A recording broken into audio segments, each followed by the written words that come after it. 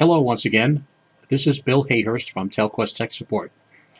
In this video, I'll be going over the Panasonic KXTVA-50 voicemail system. I'll be showing you how to connect to it and some programming. We'll have continuing lessons in other videos. Alright, so the first thing you want to do is to open up the programming software for the KXTVA-50 voicemail. Now I have mine on a shortcut on my desktop, as you can see here. You may have yours someplace else. So I'm going to double click on the shortcut. It gives us a choice of TVA 50 or 200. It pre-selects 50. That's the one we're going to use, so I'm going to click OK. It asks for the programmer code. The programmer code is the word installer, all capital letters. Now someone may have changed it, but that's a default, so I'll type it in. And I'll click OK, and it brings up the programming screen. Alright, I've repositioned so you can see this area here. So we go up and we click on Connect right here. I'm going to move the screen again. You can see this area. Since I'm making my connection by USB, it's already selected. I'm going to click the Next button right here. It's going to ask for the password. The default password is 1234. I'll click Next, and if that happens, everything is good.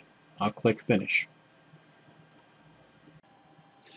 Okay, now this is on a new installation only. The very first time you're programming the system. You have to do the quick setup. So to do that, you go up here to Utility, click on that, go to Quick Setup right here, and click on it. I'm going to move the screen. Alright, it's giving us a warning that all voicemail ports will be closed. We click OK. For this here, just keep clicking Next, Next, Automatic Start, OK, because all these things we can fix up later. Also, you have to be sure that you had the voicemail set up in the KSU so that you have a steady green light on the voicemail. If you try to run the quick setup when it's not ready or it's not programmed to work with the phone system, it'll never finish. So keep an eye on it. This may take a few minutes, so we'll just sit here and watch this. Okay, we can see that this portion is done, so I'll move on to the next. You can't really see it. It's down here in the corner. There's a button there that says Next. I'll click that.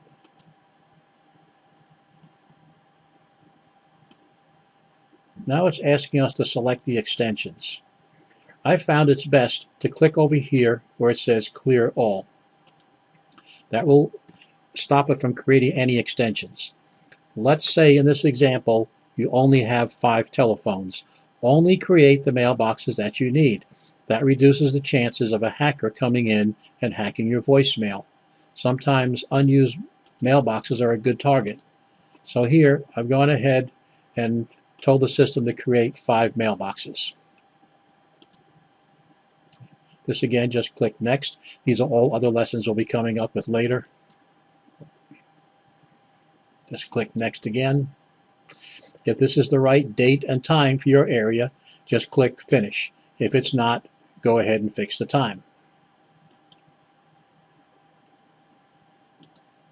Okay, it's going to go through this process. This may take another minute or two as well.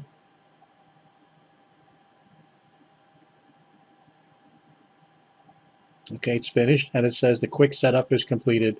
We click OK, and now we're ready to start programming on the phones, on the voicemail system. I wanted to go back and point out the importance of running the quick setup. If you don't, the voicemail just has scrambled data in it. By running the quick setup, it organizes everything. It would be equal to the initialization of a KSU. If you don't run quick setup, strange things will happen. Alright, after you've run the quick setup, the first thing you should do is go down to the bottom of the screen over here where it says System Security, the little key, and click on that. Here you're going to set 2 passwords, one for the message manager and one for the mailbox manager.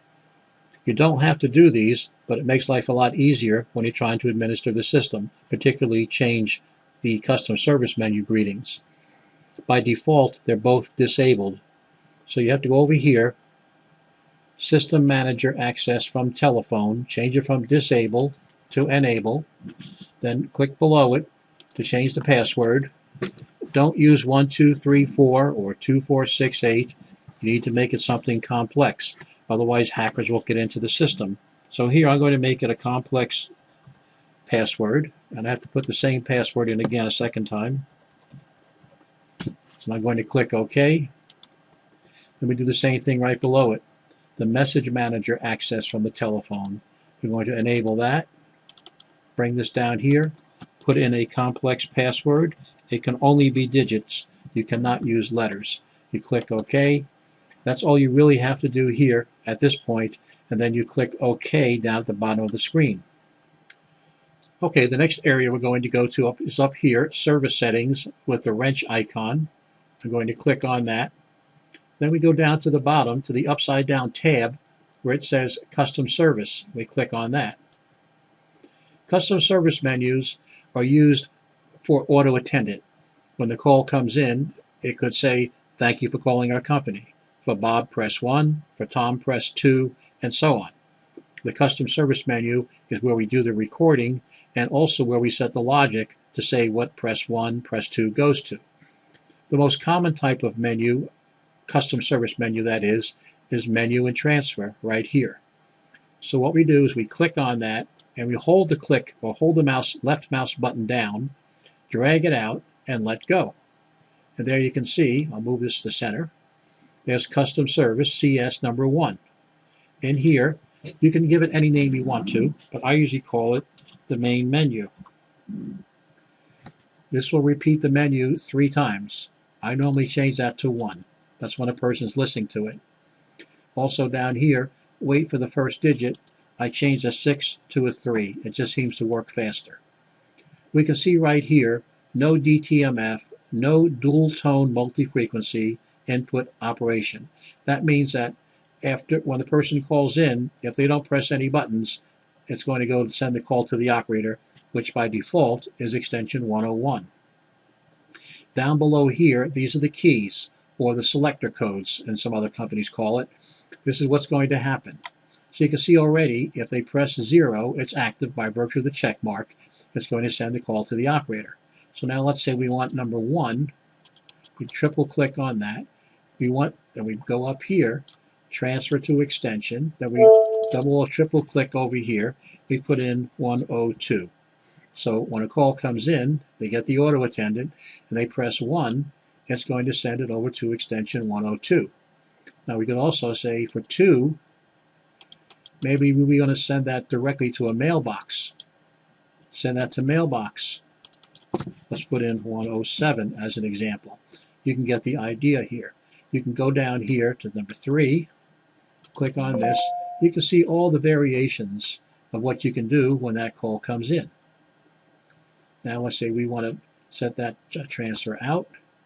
We can put in 9121255511212. We can send that call out to a cell phone.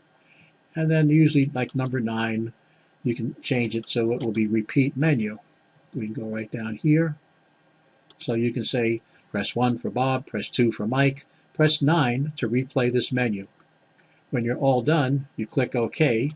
And what's also very important, down the bottom right-hand corner, make sure you click OK again. If you don't, your custom service menu will not be saved. So we'll click that. And the next lesson, we're going to go into how to do the recording. All right, now I'm going to show you how to record the custom service menus. Basically, there are 2 different ways. One requires you to go in here with the software and set it up, which I'll show you in a moment. The second method is where you can call into the auto attendant, or the voicemail system, I should say, enter a series of codes. So here's the first method right here. We go in the left-hand column, we click on Service Settings right here. We go down to the bottom to Custom Service. Here's our Custom Service menu number 1. I'm going to double-click to open it up. And you can see it says Custom Service number 1 to verify it. Down here, there's a button. Record a prompt for this custom service. You click on that. you enter in the extension number that you want to use. Now, I already have 101 entered in mine right here. You click connect. I have a phone hooked up to it so you can hear what happens. The phone rings. I answer it on the speakerphone for test purposes. Now, I have two buttons, record and playback. I'm going to record, so I click the red button. Hello, this is a test greeting. This is a test greeting for custom service menu number 1. Notice I clicked the green button when I was done. I should say the square green button when I was done. Now to play it back, I click the green triangle button. Hello, this is a test greeting. This is a test greeting for custom service menu number 1. Okay, and once you're happy with it, you can click OK. And now that recording is there for custom service menu number 1. Okay, now the second method to enter or to record a custom service menu is to use one of the phones. And there's two things you have to remember first. Number 1, you had to have created a password, a login for that manager as we did earlier. If you didn't do that, you'll not be able to make the recordings through the phones. The second thing is you have to disconnect your programming from your computer. I'll demonstrate the first problem here when you do not disconnect. So I'm going to go on the intercom and dial 500. You're actually looking at instructions over here that we have. That's our help sheet. It's more detailed, but the basics are right here. So I'm going to press the intercom button on any telephone, and I'm going to dial 500. You have 0 new messages. When it answers, Message, press 1. no matter what it says, Deliver a message, press 2. you dial #6. Mailbox. Please enter your party's mailbox number. Then you dial By name, *998. press the pound. Enter your password followed by the pound sign. You have 0 new messages. To transfer general delivery mailbox messages, press 1. To set up message waiting notification, press 2. To customize your mailbox, press 3. To set the clock, press 4. To modify message, press 5. 5. Sorry, this function is not available. Now you noticed that I was unable to do the recording. It said it was unavailable, and I'm going to show you the reason why. As I mentioned earlier, you have to disconnect from the programming. That does not mean you need to unplug the USB cable between your computer and the voicemail system. It simply means you have to go up here and click where it says disconnect. Are you sure? Yes. Now, we're no longer connected to the programming between the computer and the voicemail system. Now we can go right ahead and do our recording. Alright, now that we've disconnected from the programming, I'll go through it one more time. Intercom 500. You have #6. Please enter your party's mailbox number. *998. Enter your password followed by the pound sign. You have 0 new messages. To transfer general delivery mailbox messages, press 1. To set up message waiting notification, press 2. To customize your mailbox, press 3. To set the clock, press 4. To modify message, press 5. 5. To change the company greeting, press 1. To change the company name, press 2. To change the custom service menu, press 3. 3. Enter the custom service prompt number 1 through 100. To record custom service exit prompt, 1. custom service number 1. Hello, this is a test greeting.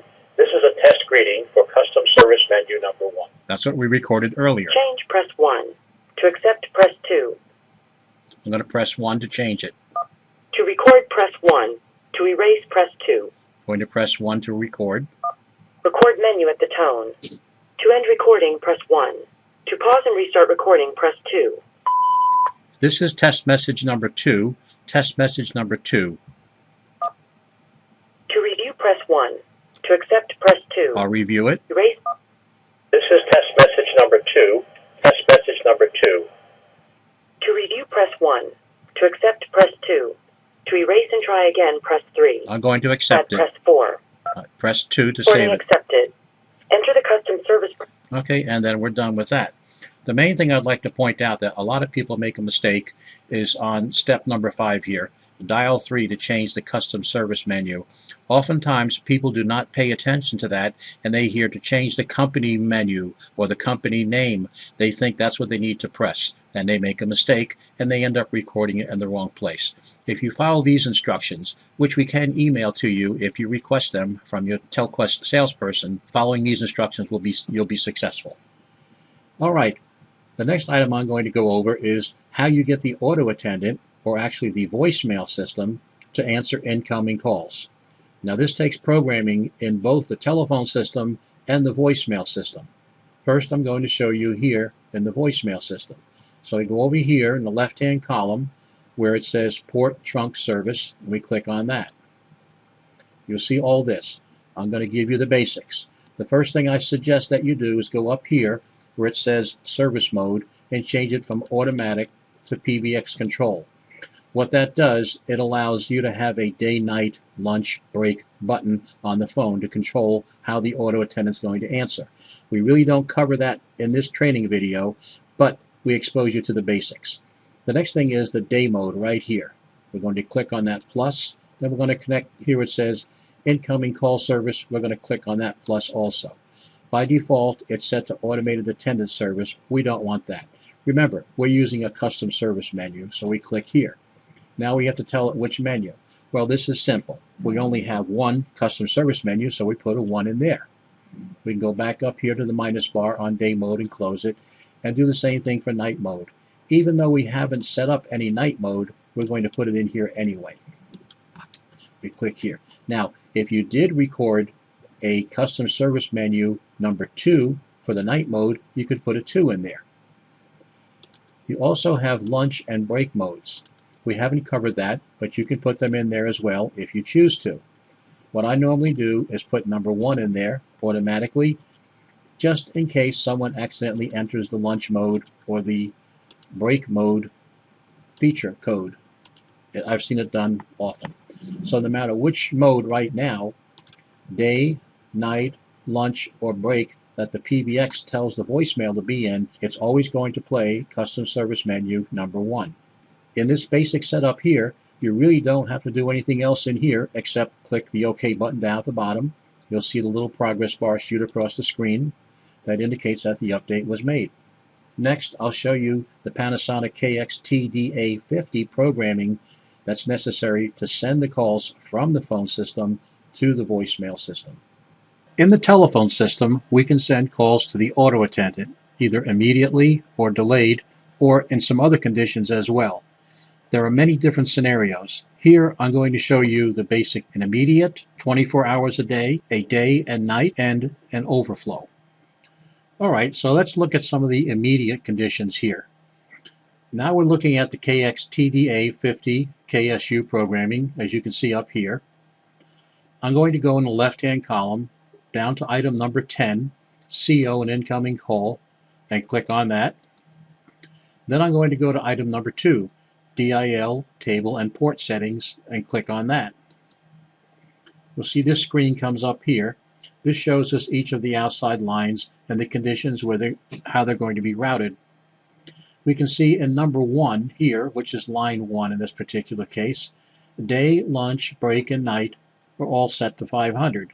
That means that calls coming in will go directly to extension 500, which is the auto attendant or the voicemail system.